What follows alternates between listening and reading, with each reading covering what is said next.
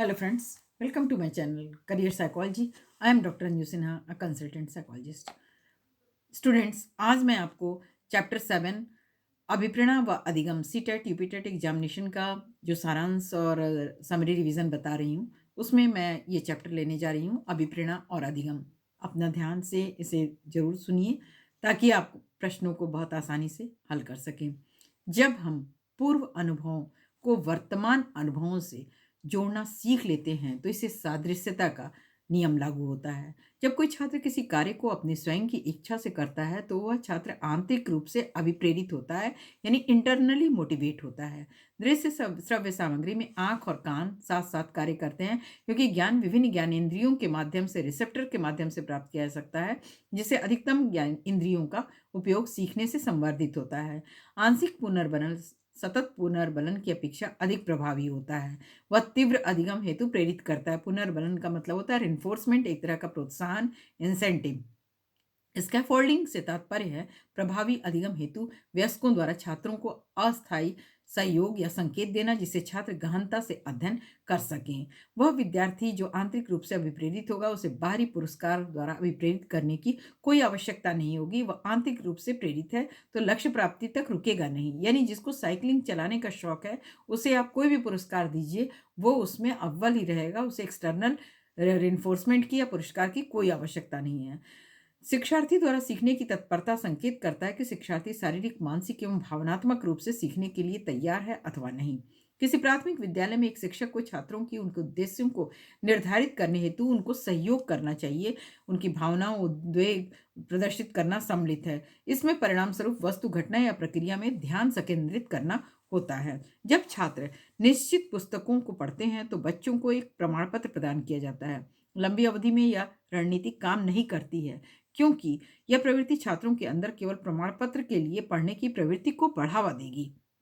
प्रोत्साहन का वर्णन एक ऐसी स्थिति के रूप में किया जाता है जो हमें शक्ति प्रदान करती है और निर्देशित करती है कि हम व्यवहार को संयमित रखें, और प्रोत्साहन में उनका उद्देश्य सम्मिलित रहता है जिसमें उसके लिए सक्रियता की जरूरत होती है। किसी मनुष्य के अनुभवों की एक स्थिति को ही हमारी दैनिक जीवन की भाषा में भावनाएं कहते हैं। भावनाएं अक्सर प्रकृति, व्यक्तित्व, स्थिति, शिक्षा एवं प्रोत्साहन से संबंधित होती हैं। शिशु अपने विकास के साथ नित्य नए व्यवहारों को सीखता है, नवीन संवेगों के प्रति अभिव्यक्ति, नियंत्रण एवं उनके अर्थ को भी समझता है, और बड़े होने पर व्यक्ति में जिन संवेगों का विकास होता है उनमें परिपक्वता की अपेक्षा अधिगम की बहुत महत्वपूर्ण भूमिका होती है। अपने चिंतन के अवधारणात्मक परिवर्तन लाने हेतु शिक्षार्थियों को सक्षम बनाने के लिए शिक्षिका को स्पष्ट और आश्वस्त होने वाली व्याख्या देनी चाहिए तथा शिक्षार्थियों के साथ चर्चा करनी चाहिए। विद्यार्थियों के विषय के प्रति जिज्ञासा की चर्चा के द्वारा शांत करना चाहिए, तथा जब वह विषय को भली भांति समझ लेगा तो उसकी अवधारणा में परिवर्तन आ जाएगा। बच्चे तब सर्वाधिक सृजनशील होते हैं जब किसी एक्टिविटी में वो पार्टिसिपेट करते हैं, क्योंकि तब उनमें सीखने की बहुत तेज इच्छा होती है और वो गतिविधियों में मानसिक रूप से सीखने के लिए तत्पर होते हैं, और इसके द्वारा उन्हें पुरस्कार या डांट के थ्रू सिखाने से अच्छा है कि उन्हें दबाव में आकर ना सिखाया जाए। इससे उनमें सृजनात्मकता का विकास नहीं होगा, बल्कि उनके नेचुरल तरीके से ही उनके बौद्धिक स्तर के अकॉर्डिंग सिखाने के उस पर जोर देना जरूरी होता है। जब छात्र को समूह में किसी समस्या पर चर्चा का अवसर दिया जाता है तब उसके सीखने का जो वक्र है, जो कर्व है, वो बेहतर होता है, क्योंकि विद्यार्थी समूह में अधिक सीखते हैं। नवीन ज्ञान व नवीन प्रतिक्रियाओं को प्राप्त करने की प्रक्रिया अधिगम की प्रक्रिया है, और प्रेरणा का कार्य प्रारंभ करते ही जारी रखने के नियमित करने की प्रक्रिया होती है। आंतरिक अभिप्रेरण के बिना अधिगम संभव नहीं है। जब तक कि बच्चे में इंटरनल मोटिवेशन नहीं होगा वो सीखने की तरफ मोटिवेट नहीं होगा। जब बालक को किसी कार्य को करने के लिए पुरस्कार मिलता है तो वह उस क्रिया को दोहराता है, अतः पुरस्कार बालक में सीखने की प्रक्रिया को और हेल्दी करता है, उसे मोटिवेट करता है, पुष्ट करता है। बच्चों को समस्या समाधान के लिए विभिन्न तरीकों को सोचने के लिए कहकर शिक्षक बच्चों में सृजनात्मकता और विचारों को प्रोत्साहित कर सकते हैं। आंतरिक प्रेरणा में बालक किसी कार्य को अपनी स्वयं की इच्छा से करता है और इस कार्य को करने से उसे सुख और संतोष मिलता है। सार्थक अधिगम का अर्थ है कि विद्यार्थी सीखे हुए ज्ञान को पूर्णतः समझ ले और उस पूर्व सीखे हुए संग्रहित तथ्यों से संबंधित कर ले। थॉर्नडाइक ने सीखने के लिए 3 मुख्य नियम एवं 5 गौण नियम प्रतिपादित किए हैं। उनके अनुसार जब हम किसी कार्य को सीखने के लिए तैयार और तत्पर होते हैं तो हम शीघ्र सीख लेते हैं। ऐसी कोई क्रिया या अनुक्रिया की संख्या में वृद्धि जो करती है उसे पुनर्बलन कहते हैं, रेनफोर्समेंट कहते हैं। आधुनिक निर्देशन सिद्धांतों को रॉबर्ट गैन ने माना है।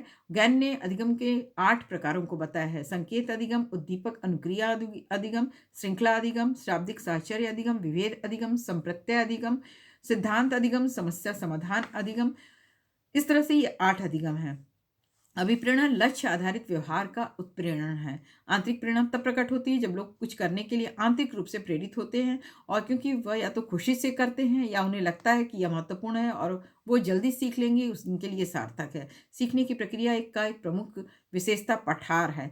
इसमें उस अवधि को व्यक्त करते हैं जब सीखने की क्रिया में कोई उन्नति नहीं होती है, सीखना बिल्कुल रुक जाता है। सीखने में के प्रयास व भूल के सिद्धांत का प्रतिपादन थॉर्नडाइक ने किया था। उन्होंने इस सिद्धांत के विषय में बताते हुए कहा कि जब कोई व्यक्ति किसी कार्य को सीखता है तो उसके सामने एक विशेष स्थिति या उद्दीपक होता है, तो उसे विशेष प्रकार की प्रतिक्रिया करने के लिए प्रेरित करता है। क्रिया प्रस्तुत अनुबंधन का सिद्धांत थॉर्नडाइक द्वारा ही रखा गया था, परंतु इसका पूर्ण रूपेण विकास स्किनर ने किया था। स्किनर ने क्रिया प्रसूत अनुकूलन सिद्धांत के अनुसार व्यवहार के परिणाम क्रिया के होने की संभावना को प्रभावित करती है। सीखने के सूझ व अंतर्दृष्टि के सिद्धांत का प्रतिपादन कोहलर ने किया। यह सिद्धांत गेस्टाल्टवाद पर आधारित है।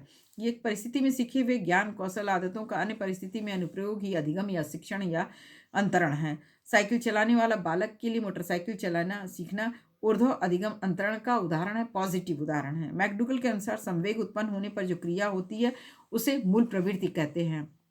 रूपग्राम संभाषण का अर्थ है कि सबसे छोटी इकाई है वह वाक्य रचना तथा अर्थ अभिव्यक्ति की सहायक इकाई होती है। जैसे परमेश्वर, यहाँ परम तथा ईश्वर 2 रूपग्राम होते हैं। अति संवेदनशील बच्चों को सीखने में मदद करने के लिए उनके बेचैन होने पर अक्सर उन्हें फटकार लगा देना यह तरीका सही नहीं है। बच्चों को फटकार लगाने से उनकी जिज्ञासा कम हो जाती है और उनके अंदर पूछने से डर लगने लगता है। भारतीय शिक्षण व्यवस्था में पाठ्यपुस्तक की एक अहम भूमिका है। पाठ्यपुस्तक ही वो धुरी होती है जिसके इर्द गिर्द कक्षा में होने वाला शिक्षण घूमता है, और वह आधार जिस पर परीक्षा ली जाती है वह कक्षा में पाठ्यक्रम की भूमिका का सबसे अच्छा उदाहरण माना जाता है। कक्षा में बच्चों को प्रेरित करने के लिए समझाया जा सकता है। यदि वे शिक्षक को स्पष्टीकरण प्राप्त करने के लिए प्रश्न पूछते हैं तो बालक को उनको समझाना चाहिए और पुस्तक के एक अध्याय को पढ़ा देता है, और ऐसी स्थिति में बच्चों को समझ में आया या नहीं या पता लगाना भी मुश्किल होता है। लेकिन जब उसी कक्षा से कोई बच्चा प्रश्न पूछता है तो इसका मतलब कि बच्चों ने ध्यान से पाठ को स्पष्ट तरीके से पढ़ा है। अधिगम का अर्थ होता है सीखना, और इसके द्वारा सबसे उपयुक्त चीज़ है कि वह जीवन पर्यंत अपने व्यक्तित्व में निखार लाने के लिए सीखता रहता है। अनुशासन जो अधिगम वातावरण में एक महत्वपूर्ण भूमिका निभाता है, बच्चों को उनकी शिक्षा को नियमित और मॉनिटर करने के लिए मदद करता है। अनुशासन में रहकर सीखने से आसानी होती है क्योंकि उनके एक साथ बहुत सारे बच्चों को सीखने में मदद मिलती है और उनके काम को करने में आसानी हो जाती है। विभिन्न तरीकों से जब हम किसी चीज़ को हल करते हैं तो प्रश्न बच्चों के गंभीर रूप से सोचने के लिए आमंत्रित करता है। जैसे बच्चों की उम्र बढ़ती है तो उनका कार्यक्षेत्र भी बढ़ता जाता है और वैसे वैसे उनकी बुद्धि का भी विकास होता जाता है। बच्चे सरल तरीकों के माध्यम से सीखते हैं और बच्चों की सीखने की प्रवृत्ति ज़्यादा तेज होती है। किसी भाषा की स्वीकृति ध्वनि संयोजनों को इससे ध्वनि संबंधी नियमों को अंतर्गत बताया गया है। भाषा विज्ञान में ध्वनि संबंध मुख्यतः निम्न नियमवत होते हैं: ग्रिम नियम, वर्नर नियम, ग्रासमान नियम तथा तालव्य नियम। ग्रेडिंग, कोडिंग, अंकन और क्रेडिट संचय प्रणालियों का आलेख पत्र, रिपोर्ट कार्ड में एकेडमिक प्रगति का प्रयोग उनके कामों के लिए किया जाता है। अधिगम एक व्यापक, सतत एवं जीवन पर्यंत चलने वाली प्रक्रिया है और इसके द्वारा शिक्षण अधिगम विधियां ही वर्ग में बच्चों को सिखाने में शिक्षकों को काफ़ी सहायता देती हैं। शिक्षक को ही शिक्षा पद्धति की वास्तविक गत्यात्मक शक्ति तथा शैक्षिक समस्याओं के आधार शिला माना जाता है, और इसे शिक्षक ही वह शक्ति है जो प्रत्यक्ष और परोक्ष रूप से शिक्षण अधिगम प्रक्रिया को सबसे अधिक प्रभावित करता है। व्यक्तिगत विविधताओं वाले बच्चों को अर्थ हुआ उनमें सामाजिक, धार्मिक, शारीरिक, सांवेगिक भाषाई आधार पर अंतर उन्हें पढ़ाने के लिए शिक्षक विभिन्न शिक्षण अधिगम प्रविधियों का प्रयोग करके उन्हें शिक्षित करते हैं। विभेदी अनुदेशन का अर्थ हुआ विभिन्न प्रकार से किसी विषय का समझाना, लेकिन अनुदेशन पद के अंतर्गत शिक्षण की प्रक्रिया का वर्णन किया जाता है। शिक्षण के उद्देश्य और छात्र के पूर्व ज्ञान को दृष्टि में रखते हुए शिक्षण की विधियों, प्रविधियों अथवा व्यूहों की रचना की जाती है। और बच्चों को पढ़ाते समय शिक्षक ये भी ध्यान रखता है कि वो चीज़ जो वो बताना चाहता है वो बच्चों के समझ में आ रहा है या नहीं, उसका स्पष्टीकरण है या नहीं। यदि वो चीज़ बच्चों को समझ में नहीं आता है तो उन्हें दूसरी तरह से एग्जाम्पल देके किसी भी चीज़ को बच्चे को बहुत आसानी से समझाने का प्रयत्न करना चाहिए। प्रतिपालन अधिगम एक विशिष्ट चरण है जो अधिगम के सामान्यीकरण चरण की पूर्ववर्ती अधिगम को शिक्षा मनोविज्ञान का हृदय कहलाता है, क्योंकि शिक्षा का सर्वप्रथम उद्देश्य सिखाना है। गेट्स के अनुसार अनुभव के द्वारा व्यवहार में होने वाले परिवर्तन को अधिगम का सीखना कहते हैं।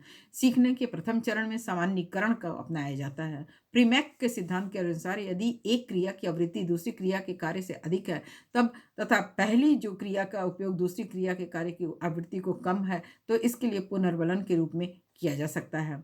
प्रयास एवं त्रुटि का सिद्धांत थर्नडाइक ने दिया था और इनके अनुसार सफल प्रतिक्रियाओं का चयन करके बालकों के सीखने की प्रक्रिया को आगे बढ़ाया जा सकता है। प्रभाव के नियम के अनुसार व्यक्ति किसी अनुक्रिया या कार्य को उसके प्रभाव के आधार पर ही सीखता है। निरीक्षणात्मक अधिगम, इसमें बालक दूसरों के व्यवहार को देखकर सीखता है। वह सामाजिक अधिगम का ही एक रूप है। इसमें विभिन्न प्रक्रियाओं का समावेश होता है और इस अधिगम में बालक माता पिता, भाई बहन, मित्र, पास पड़ोस सबसे सीखता है।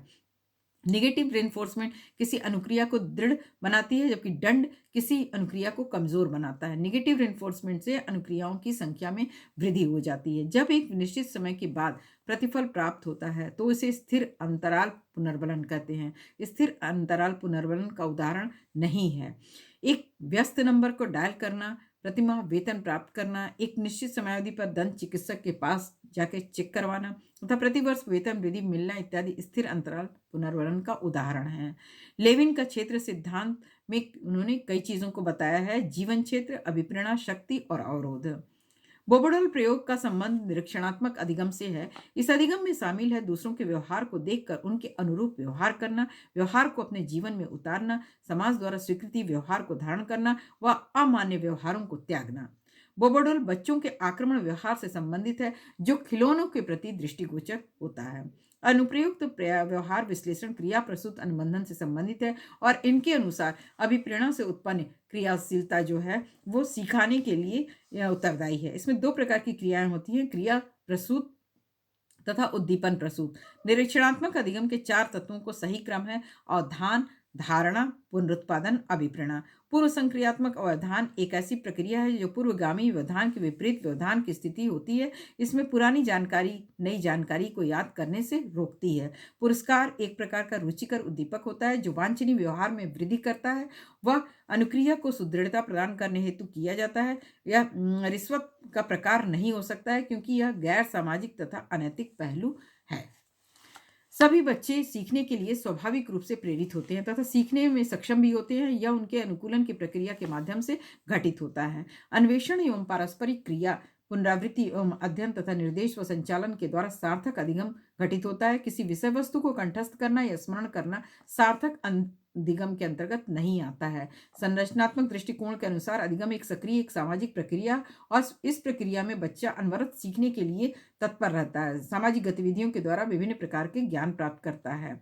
अधिगमकर्ता केंद्रित विधि में बच्चा स्वयं प्रयास करके सीखने का प्रयास करता है और स्किनर के अनुसार सीखना व्यवहार में उत्तरोत्तर सामंजस्य की प्रक्रिया है। अधिगम एक प्रक्रिया है जिसमें अनुभव एवं प्रशिक्षण द्वारा व्यवहार को एक स्थायी परिवर्तन दिखाई देता है। जब कोई बच्चा गृह कार्य करता है तथा शिक्षक द्वारा उसका मूल्यांकन अंक प्रदान करके किया जाता है तो यह बाह्य अभिप्रेरणा के अंतर्गत आएगा। इससे बच्चे उत्प्रेरित होकर गृह कार्य को बहुत तेज गति से स्पीडली करते हैं।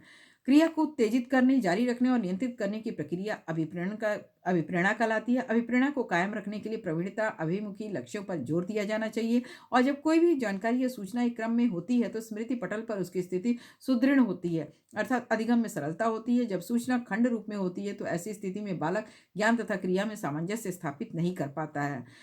स्कैफोल्डिंग एक प्रकार की शिक्षण पद्धति है जिसमें बच्चों को दिया जाने वाला निर्देश तथा उसका व्यवहार स्वरूप बच्चों के विकास के स्तर के अनुरूप होता है और बच्चों को प्रदत्त सहयोग उस समय हटा लिया जाता है जब वे स्वतंत्र रूप से किसी अधिगम को अपनाने में सक्षम हो जाते हैं। Thank you guys for watching my video. Please like, share, comment and subscribe my channel. Have a nice day.